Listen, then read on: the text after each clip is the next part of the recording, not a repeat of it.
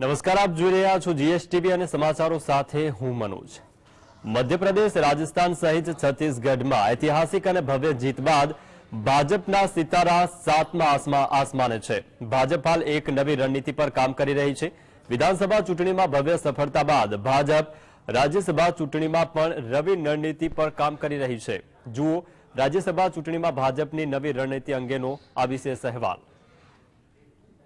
લોકસભા ચૂંટણીની સાથે જ રાજ્યસભાની અનેક બેઠકો પર પણ ચૂંટણી યોજાવાની છે।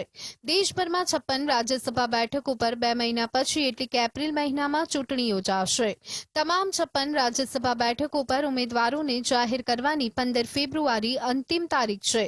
15 ફેબ્રુઆરીએ રાજ્યસભાની ચૂંટણી માટે ભાજપ ઉમેદવારોના નામ જાહેર કરે તે પહેલા જ તે એક વિશેષ રણનીતિ પ્રમાણે ઉમેદવારોની પસંદગી કરી રહી છે। ભાજપની રણનીતિ પ્રમાણે સંગઠનમાં મહામંત્રી જેવા અનેક મહત્વના મુદ્દે કામ કરી રહેલા અનેક નેતાઓને રાજ્યસભાની ટિકિટ આપવામાં આવી શકે છે, તો બીજી તરફ અનેક કેન્દ્રીય મંત્રીઓની ટિકિટ કાપી લોકસભા ચૂંટણીમાં તક આપવામાં આવી શકે છે। રાજ્યસભામાં કાર્યકાળ પૂર્ણ કરી રહેલા અનેક કદ્દાવર અને લોકપ્રિય નેતાઓને ભાજપ લોકસભામાં રિપીટ કરે તેવી પૂરી શક્યતાઓ છે। લોકસભા ચૂંટણીની સાથે જ ભાજપ હાલ રાજ્યસભા ચૂંટણી પર પણ પૂરતું ધ્યાન આપી રહી છે।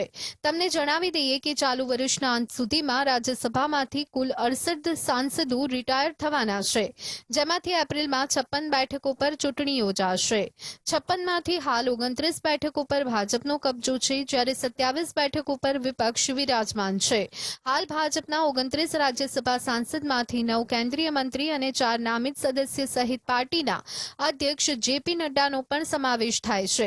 ભાજપ પોતાના રાજ્યસભા સાંસદોની લોકપ્રિયતાનો ફાયદો લોકસભા ચૂંટણીમાં લેવા માંગે છે, જેને લઈ અને તેઓ અનેક રાજ્યસભા સાંસદોને લોકસભાની રેસમાં દોડાવવા માંગે છે।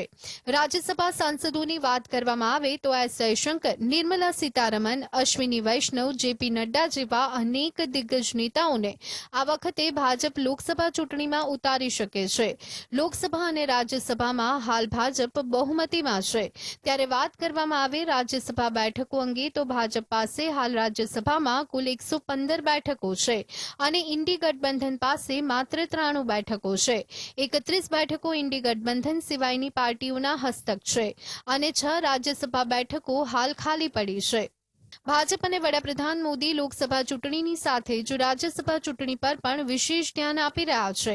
રાજ્યસભામાં કુલ બેઠકો 245 છે, તેમાંથી 12 રાષ્ટ્રપતિ દ્વારા નામાંકિત કરવામાં આવે છે અને 233 રાજ્ય અને કેન્દ્ર શાસિત પ્રદેશના પ્રતિનિધિ હોય છે।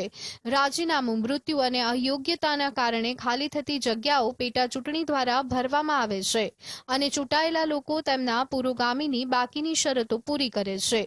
Bureau report, GSTV।